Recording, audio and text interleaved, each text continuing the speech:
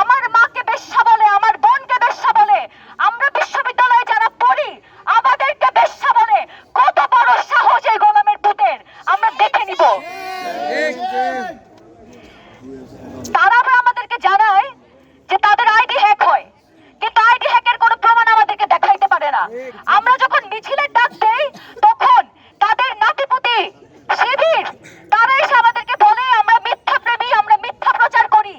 সারা বাংলাদেশের সমস্ত নারীর পক্ষ থেকে প্রতিবাদ, এবং এই প্রতিবাদের জন্য আমরা আসলে আমাদের কোনো রাজনৈতিক পরিচয় না, বরং মানুষ হিসেবে আমাদের যে সম্মান, সেই সম্মানটাকে যে পায়ে পিষে দেওয়া হয়েছে এই অপমানের মাধ্যমে, আমাদেরকে বেশ্যা হিসেবে প্রতিপন্ন করার মাধ্যমে, যে আমাদের লক্ষ লক্ষ মা বোন যারা তাদের সন্তানের জন্য, যারা তাদের পরিবারের জন্য রক্ত পানি করে উপার্জন করেন, প্রতিদিন তাদেরকে বাইরে আসতে হয়, আমাদেরকে আটকে ফেলার, আমাদেরকে কুক্ষিগত করার, আমাদেরকে ব্যবহার করার যে প্রবণতা, তার যে প্রকাশ হয়েছে, আমরা তার নিন্দা জানাতে এসেছি।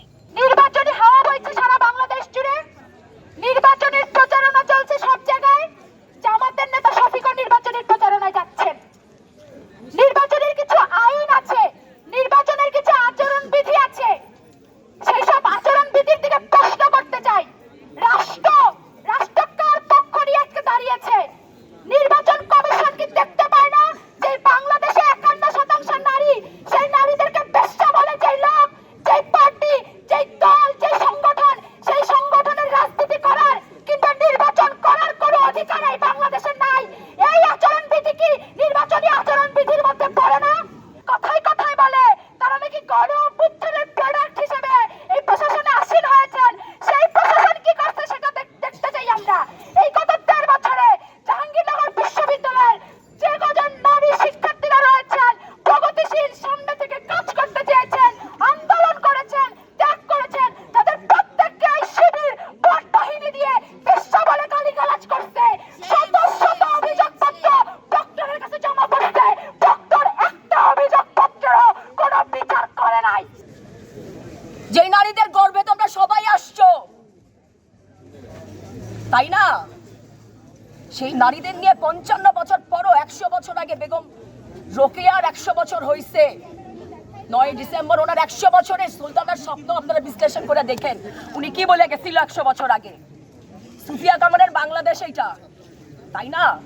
এখন দেখেন বিশ্ব রাজনীতিতে যে কোনো মুহূর্তে আমেরিকায় বোমা ফেলতে পারে, আমেরিকা ইরানে বোমা ফেলতে পারে। খুমিনির শাসন তো লোকজন দেখতেছেন আপনারা, ইরানে কি চলছে। এবং বাংলায় আমরা কিন্তু খুবই রুচির মানুষ, আমাদের এই দেশের রুচি দুর্ভিক্ষ কখনোই হয় নাই। আমরা 52 আন্দোলনের ভাষার সাথে গেছি, সংস্কৃতির সাথে গেছি, গানের সাথে গেছি, কবিতার সাথে গেছি, সিনেমার সাথে গেছি। জহির রায়হানের মতো আমাদের সিনেমা লোকজন নিজেদের টাকা খরচ করে করে ওনারা ঘুরে বেড়াইছে। এই কারণেই ওনারা যখন আমাদের জন্য নিজের যৌবন বিসর্জন দিচ্ছেন, মনি চৌধুরীর যৌবন বিসর্জন দিচ্ছে, আত্মহত্যা করাই যায় ফ্রাস্ট্রেটেড হয়ে। যৌবন বিসর্জন দেওয়া এত সহজ না। জামাতের আমির ডক্টর শফিকুর রহমানকে ডিফেন্ড করে যাচ্ছে। আমি বলতে চাই, আপনারাও কি ঘরের বাইরে থেকে বের হন না, ঘর থেকে বের হন না? আপনাদের কি এই কথাটা গায়ে লাগে না? আজকে আমরা জাহাঙ্গীরনগরের শিক্ষার্থীরা এখানে একত্রিত হয়েছি কারণ আমরা জাহাঙ্গীরনগরের শিক্ষার্থীরা বিশ্বাস করি যে জাহাঙ্গীরনগরের শিক্ষার্থীরা যে কোনো ধরনের নির্বাচনের বিভিন্ন সময়ে দেখেছি একদল কর্তৃক আরেক দলের নারী কর্মীদের উপর অত্যাচার। এছাড়াও আমরা দেখেছি যে বিভিন্ন জায়গায় নারীদেরকে যেভাবে স্লাট শেমিং করা হচ্ছে আরেক দলের পক্ষ থেকে। জাহাঙ্গীরনগরের শিক্ষার্থীরা তীব্রভাবে নারীর প্রতি এই সকল সহিংসতার বিরুদ্ধে একসাথে আওয়াজ তুলবে।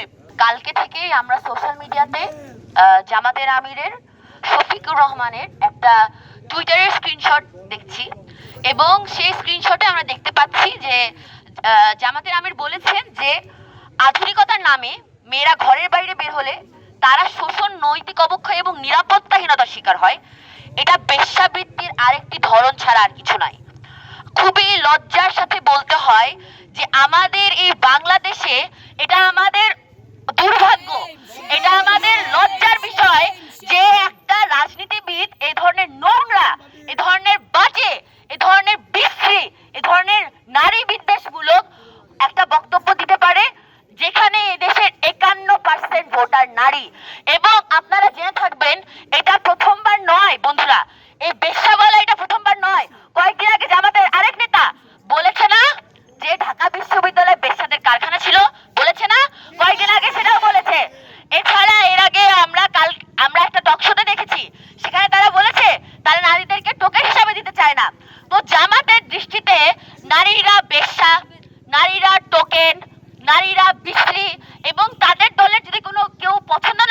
নারীরা